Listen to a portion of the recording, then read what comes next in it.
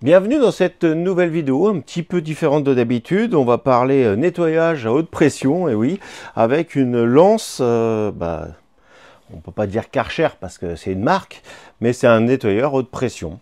On vient pouvoir mettre plusieurs petites choses, il y a des rallonges et tout, mais moi je vais le faire un peu à ma façon. Et ça va me permettre de nettoyer mon projet Smoke Getty, quand il sera fini, bien sûr. Et oui, parce que si vous ne me connaissez pas, je suis Nicolas et je recrée une Bugatti Chiron avec un moteur turbo diesel.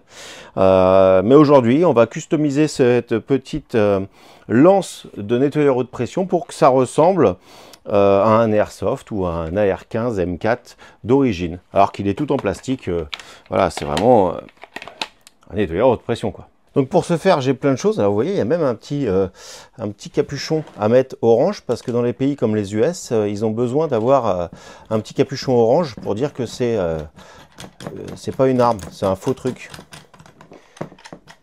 Nous, bon, on se promène moins souvent avec une vraie arme, mais voilà, ça vient se mettre là, normalement. Et on a ça, ah non, c'est peut-être là, ouais, ça doit être là. Et on a ça qui vient se mettre ici, donc on peut le prolonger aussi, on peut mettre des pistolets à mousse au bout en fait, pour pouvoir faire du detailing, des choses comme ça. On a un viseur tout en plastique, c'est vraiment un truc tout nul, hein. Même en airsoft ça sert à rien ça. Mais ça fait la gueule, on a la poignée.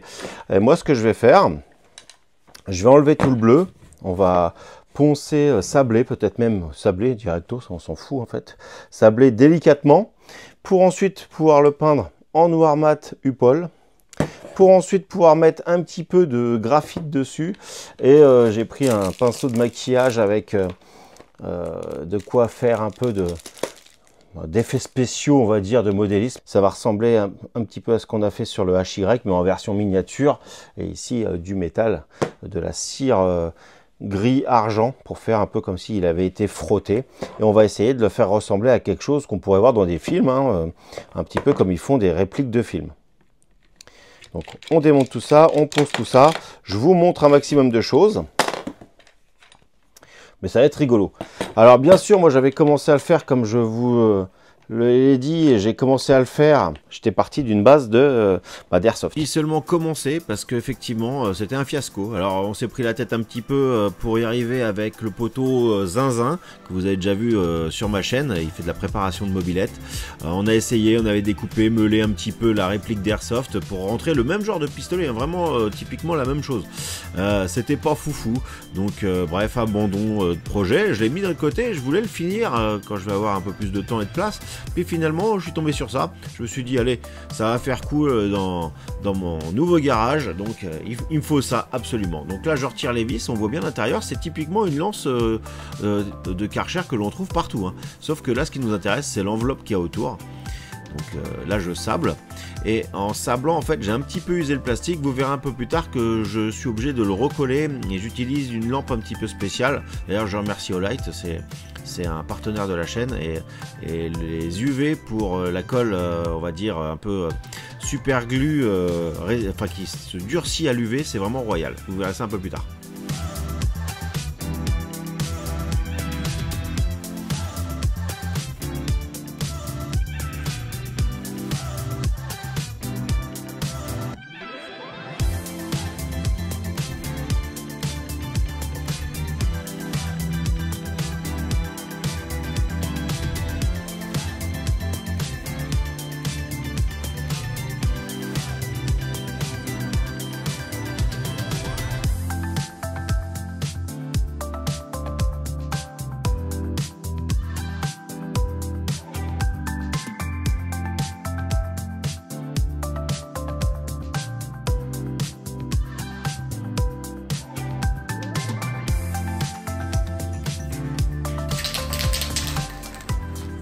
Primaire d'accroche UPOL Grip 4 pour le plastique et tous les éléments un petit peu sensibles.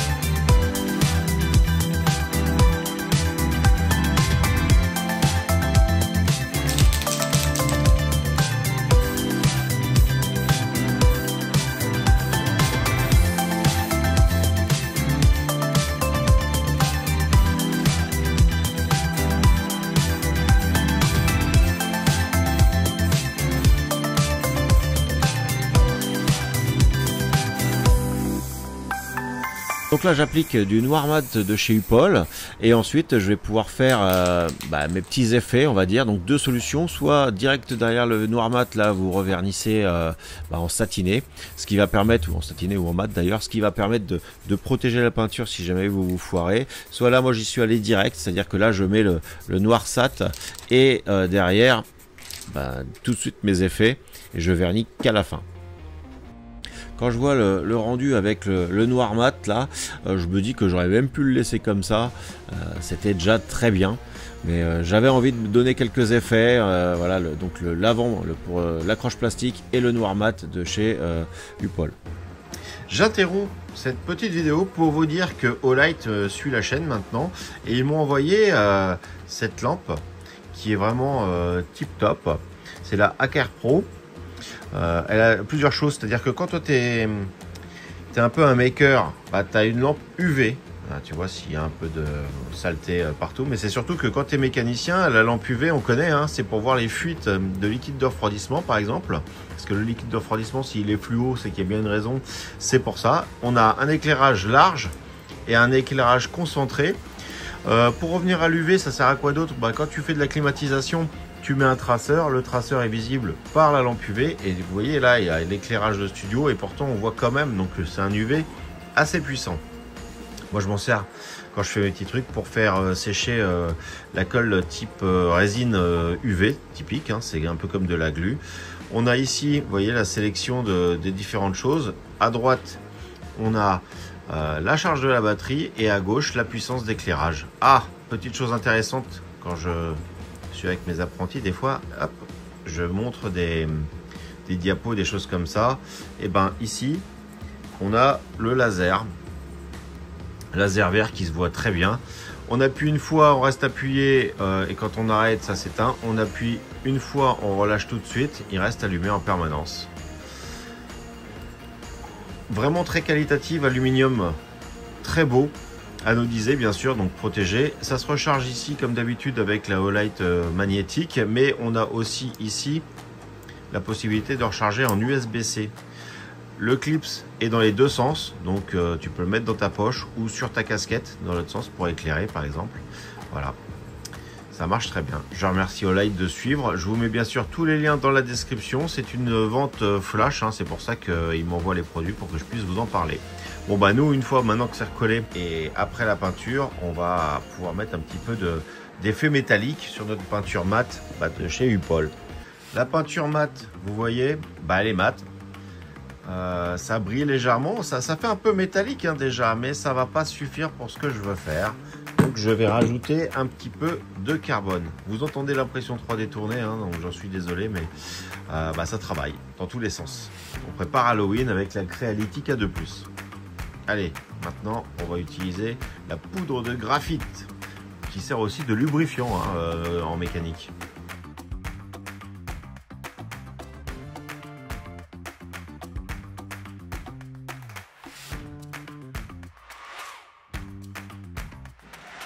J'ai fait un côté, bon ça va m'en foutre plein les pattes.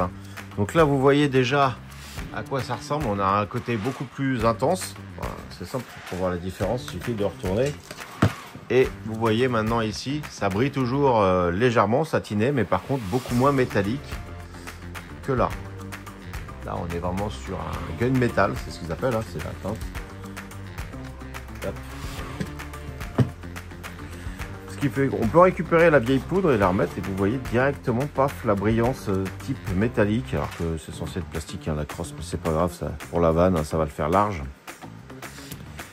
Vous voyez, je métallise la carcasse.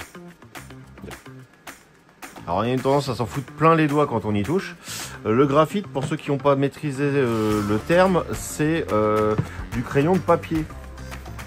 Typiquement, c'est du crayon de papier en fait. Et donc forcément, ça t'en fout plein les pattes. On peut s'en servir aussi pour prendre des empreintes digitales. Si tu as vu des experts, ça ressemble un peu à ça. Voilà. Bref. Dégueulasse. Alors voilà, j'ai fini. Et étonnamment, je sais pas si vous allez voir, mais je le vois moi, là où ça a frotté contre la table avec le graphite, ça a fait des marques comme des marques d'usure. Alors nous, on va accentuer ça avec de la cire après. C'est de la cire argent en fait. Vous voyez mes mains, en fait ça donne cet effet métallique, le graphite. Bon bah maintenant il va falloir stabiliser ça, donc je vais souffler et vernir mat, pour pas que ça lisse les mains en permanence en fait. Du vernis mat bicomposant, que ce soit vraiment solide. Et puis on voit ça après, on va terminer le côté effet.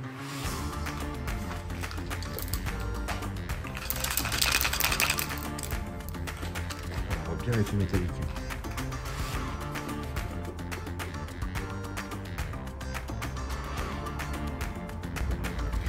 Donc c'est un aérosol un peu spécial, il a deux côtés, vous voyez, la buse traditionnelle, et derrière on vient taper, on met ça, on vient taper, ça permet de mélanger le durcisseur. C'est pour ça qu'on dit que c'est 2K, c'est parce que c'est bicomposant et au moins ça va vraiment bien durcir et ça se diluera pas avec le moindre produit chimique.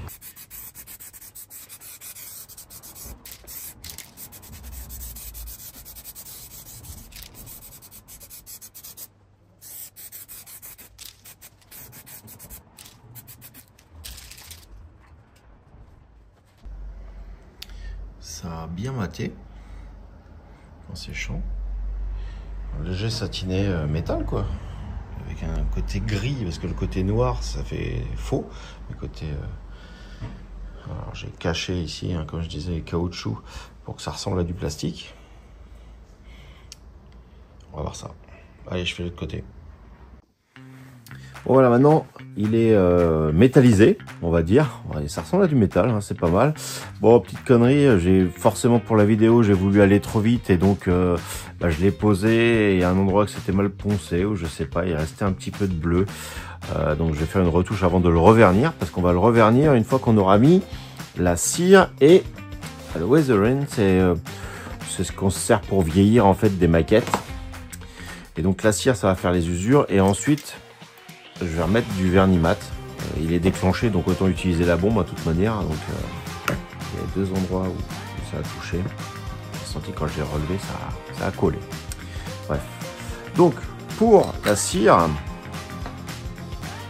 je vais pas en mettre trop parce que sinon ça va faire rajouter. Je vais vraiment faire que dans des petits coins et on vient juste en fait en mettre légèrement. Il faut toucher à peine. Il faut en enlever au maximum parce que ça va être vraiment juste des petits frottements qu'il va falloir mettre. Que ça fasse très léger. Là, à la limite, j'en ai un peu trop.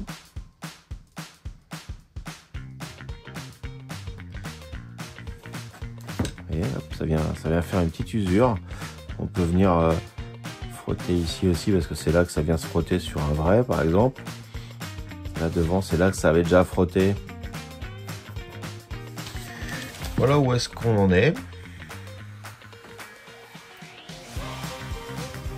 Alors là, on est très près. Donc, on voit vraiment tous les détails. Ça va frotter un peu. Ici, la crosse est censée être en plastique, donc je ne l'ai pas trop frotté métallique, hein, on va dire, du coup. Par contre, toutes les aspérités, comme là, le sélecteur et tout ça, ça dépasse, donc ça frotte, et donc ça se vieillit. Voilà. On met que très peu, hein, donc vous pouvez prendre des plus petits pots que ça. Là, moi j'ai un gros pot, j'ai mis mon doigt dedans une fois et ça suffit en fait. Maintenant, on va passer à la poudre style effet rouille,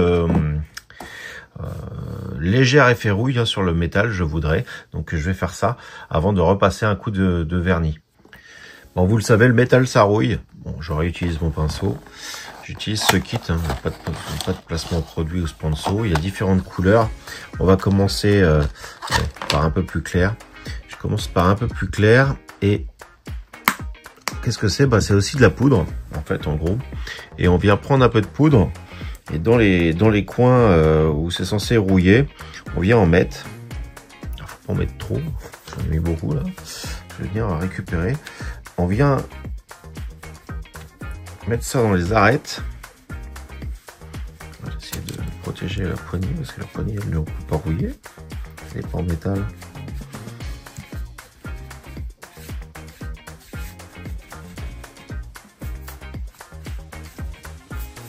Ce qu'il faut savoir, c'est que quand on va vernir, ça va avoir une tendance à moins se voir. Hein. Ça peut paraître comme ça parce que le vernis va faire effet un peu loupe et on le verra beaucoup moins.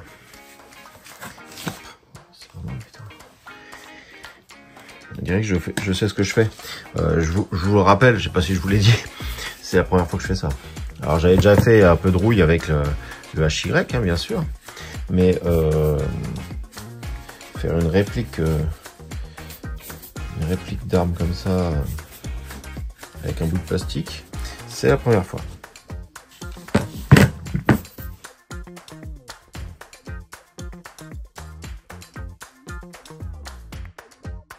Je vais assombrir un petit peu parce que là il y en a beaucoup, mais en gros ça donne ça. Alors moi ce que j'aimerais c'est que ça ressemble plus à ça. Ici c'est un petit peu trop encore, je vais en enlever, mais c'est pas trop mal. Ça va rester dans les jointures, hein, tout simplement. Le dessus il en manque un peu. Ici ça manque.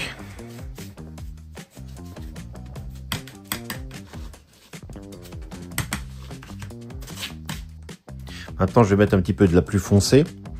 En fait, la rouille, plus elle est récente, moins elle est foncée. Enfin, elle est plutôt orange. Et plus elle vieillit, quoi. Et puis, clairement, plus elle est foncée. Donc là, je vais prendre un petit peu de la vieille. Pour essayer de reteinter un petit peu. Parce qu'il y a des endroits où c'est un peu trop orange à mon goût.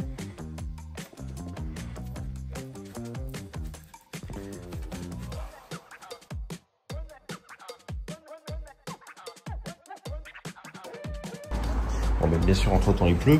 Donc là, je pulvérise un peu de noir pour cacher la misère en bas là. Hop.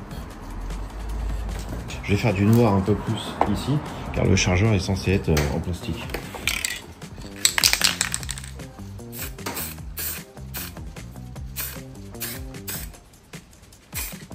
Donc, il n'est pas rouillé.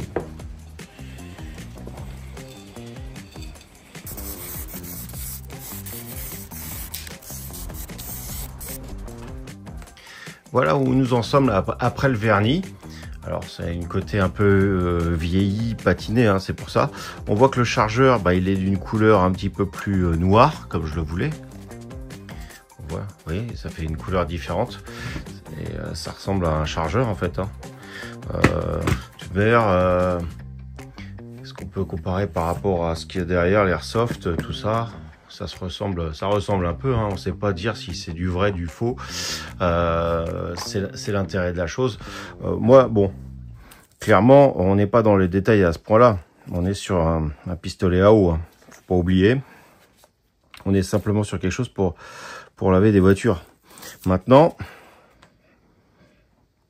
si tout se passe bien, quand on déballe le paquet, on va retrouver notre lance.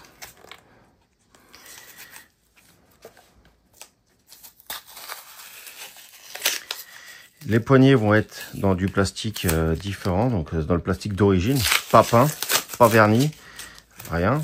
Ça doit être une teinte très rapprochante, mais quand même différente, que ça fasse comme s'il y avait une poignée. Est-ce que ça va faire bien ou est-ce qu'il va falloir que je le refasse? On verra.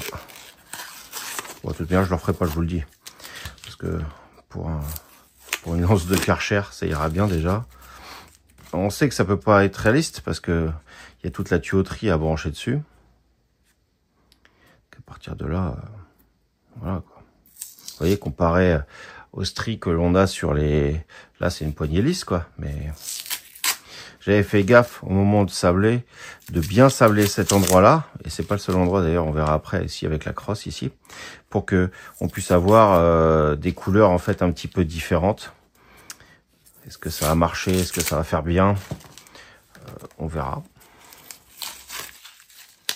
On dirait vraiment que là, il y a du caoutchouc au bout. Hein. Je vais le tenir par là maintenant parce que j'avais pas envie de marquer. Là, vous voyez, on voit un peu la trace de mes mains. C'est pas super sec. Voilà, c'est bien. Donc oui, poignée un petit peu différente. Est-ce qu'on a une crosse? Vous voyez, comparé à l'airsoft, il y a bien deux matières différentes, mais tout est très ressemblant en fait sur celui-là. C'est du caoutchouc, alors que là c'est le plastique même hein, du truc. Hein. On s'en fout un peu, mais voilà, il a été rassemblé, il est complet. Il ressemble. Ce que je vais faire, c'est que ici il y a de la place, c'est un peu comme sur les vrais. Je vais marquer le calibre. Le calibre, je vais marquer H2O vu que c'est de l'eau, tout ça. Et je vais peut-être marquer usine à jouer 2025, comme si c'était moi qui l'avais fabriqué. Voilà, ouais. Vous voyez ici, là, par exemple. Il y a de la place pour marquer tout ça ici. Très bien. Je sais pas qu'est-ce que vous en pensez, mais peut-être qu'on va l'essayer, ce truc-là, quand même. Ah, puis pour faire vraiment bien semblant, comme là, j'ai pris une bague qui se met normalement sur des chargeurs de vrais trucs. Hein. Mais, hop, et nous, on va faire ça comme ça.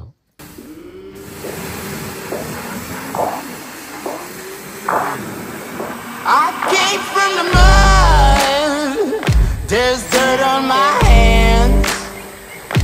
Strong like a tree, there's roots where I stand. Oh, I've been running from the law.